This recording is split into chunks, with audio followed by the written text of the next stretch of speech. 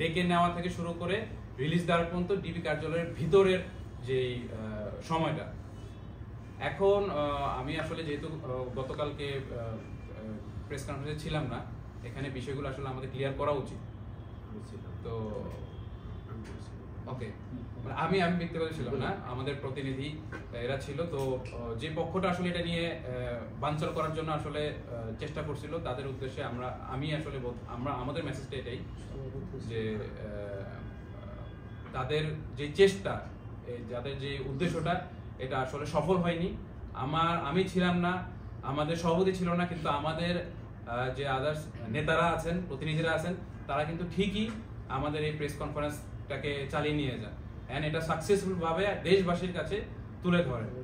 তো আমি মনে করি কালকে যে প্রেস কনফারেন্স হয়েছিল, ওইখানে আমাদের পুরো বিষয়টা উঠে আসছে।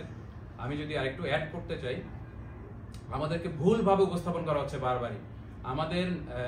আমাদের আগে আসলে বিরুদ্ধে কথাটা বারবার চলে আসতেছে, মানে আমাদেরকে বোঝানো হচ্ছে এই গ্রুপটা অ্যাকচুয়ালি বিরুদ্ধে, এই বিরুদ্ধে ওয়ার্ডটাকে আসলে এস্টাবলিশ করা হচ্ছে।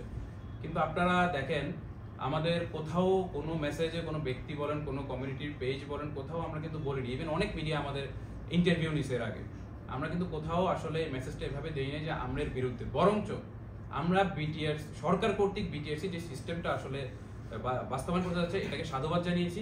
অ্যান্ড আমরা এটাও বলেছি যে এটা প্রয়োজন আছে এই মুহূর্তে, কারণ সবকিছু একটা সিস্টেমের আওতায় আসা উচিত। কিন্তু ওই ভিন্ন মহল আসলে ব্যাপারটাকে কুক্ষিগত করে আমাদের কমিটির সাথে বিভিন্ন প্রকার এলিগেশন দিয়ে ব্যাপারটাকে ভিন্ন কথায় আসলে উপস্থাপন করতেছে। তো আমি বলবো যে আমরা কখনই সরকারের যেই পলিসি, এর বিরুদ্ধে না।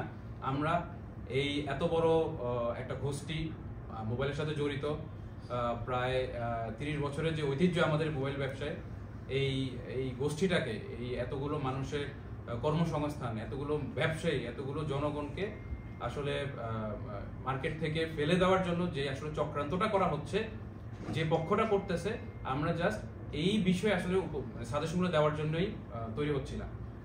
এখন এই নিয়ে যে বিষয়টা, আমরা এটাকে যেভাবে চাচ্ছি যে সরকারি নীতিমালাটা 16 তারিখে যেহেতু তারা বাস্তবায়ন করবে, তার আগে তাদের কাছে আমরা যেই আবেদনটা করছি, যে তারা বলতেছে আমরা রাজস্ব পাচ্ছি না, মানে সরকার প্রশাসনের মধ্যে তারা রাজস্ব পাচ্ছে না চুরি ছিনতাই ঠেকানোর জন্য অ্যান্ড সবকিছু একটা ডেটাবেস মেনটেন করার জন্য তারা এটা চালু করতেছে। ডেফিনেটলি এটা হওয়া উচিত।